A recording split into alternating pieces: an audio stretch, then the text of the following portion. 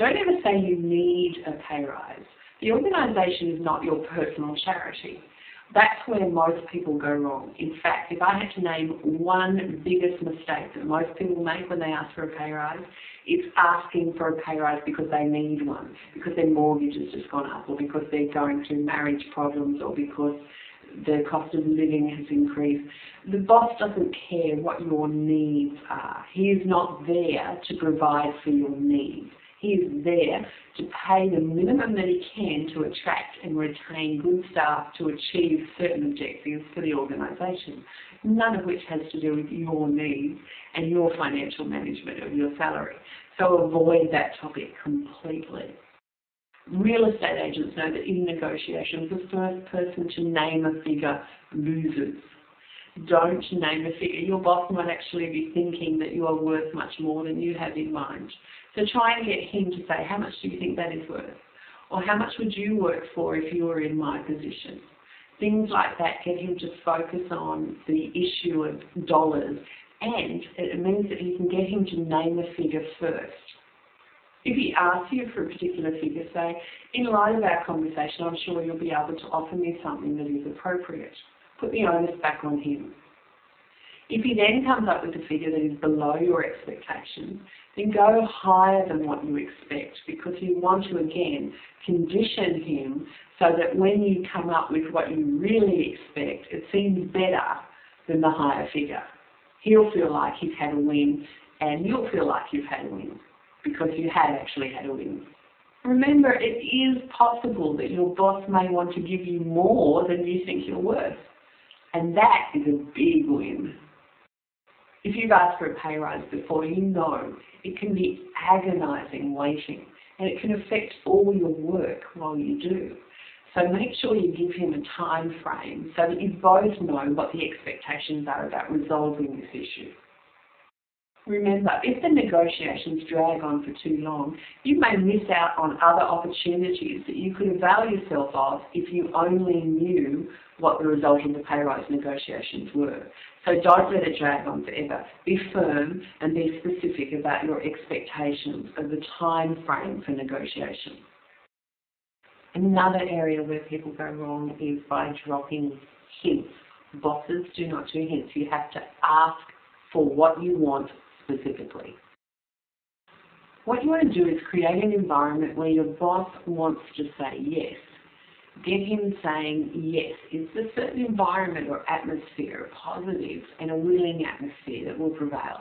One of the things that you can do to create this kind of atmosphere is to talk in his language. For example, if he loves basketball and you love gardening, leave all of your gardening metaphors behind. Don't say, I'm growing this organisation. Say, I'm building a winning team. You probably remember the schoolyard joke from when you were younger. What do silkworms produce? Silk. What do cows drink? Everyone says milk because they associate milk with cows. But cows don't drink milk, they drink water. But you say it anyway, even though you know that logically. And that's what you want to do with your boss. You want to get him saying milk.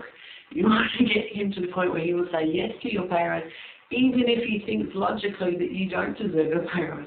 You can create that kind of environment with a conditioning process.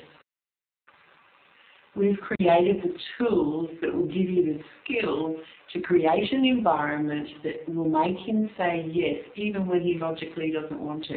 Our proprietary process almost inevitably will lead anyone to say yes, you deserve a pay rise. If you want your boss to agree with you, you're going to have to create an environment of agreement, and that means agreeing with him. Instead of saying you're wrong all the time, say you're right. Instead of saying but, say and. For example, if I asked you how many cards are there in a deck of cards, you might say 52. And I could say, you're wrong, there's 54. You forgot the jokers, you moron. Instead I could go, you're right. And you get 2 bonus cards, the jokers, to make 54. Always tell your boss you're right, always agree with him. Why? Because you want to set up that environment of agreement where he is saying yes, where he feels that he can say yes and be safe and be happy and be positive about saying yes. If you find during the interview that things are getting personal, here's a great tip. Speak about yourself as an observer of your position or role. Stop saying, I want this, or I need this, or I've noticed that. Start saying, what this position needs, or this role seems to require. By talking as an observer, you take a step back and allow your boss to take a step back and stop taking things so personally. Even the most experienced boss can find salary negotiations quite difficult and confrontational. If it's getting a bit heated, just give yourself permission to relax. Smile, take a deep breath, sigh, and say to him, this is getting a bit hard, isn't it? Or this must be hard for you. Anything to make him say yes. Remember, you want to keep him saying yes, and you want to show him that you understand that this is a hard process. Getting a pay rise is a discussion. It's a debate. It's not a demand. Don't hold your boss hostage or make ultimatums to him. Just discuss. Just share ideas about how valuable you are to the organisation. The more relaxed and confident you are, the more relaxed and confident he will be. And when he's relaxed and confident, he's more likely to say yes instead of no. If you get to a stage in the conversation where it seems like your boss is stonewalling you, ask him this question. How could I improve my performance in this position so that it would result in a pay rise? This puts the onus back on him to identify ways that you could get a pay rise. It also helps him to start thinking of the role as a role that is worthy of a pay rise. If he can't come up with any answers, you should have a list of suggestions yourself. For example, maybe more work or more responsibility or different responsibilities. For example, you might be very responsible for a large cash budget now, but you're not supervising any staff. If he is supervising a large staff, then he might value someone who can supervise a large staff. So ask him, if I was supervising staff, would that be something that would result in a pay rise for me? If your role has changed considerably, ask him what he thinks about a change in the title of the role to more accurately reflect your new responsibilities. Then link that change to a pay rise.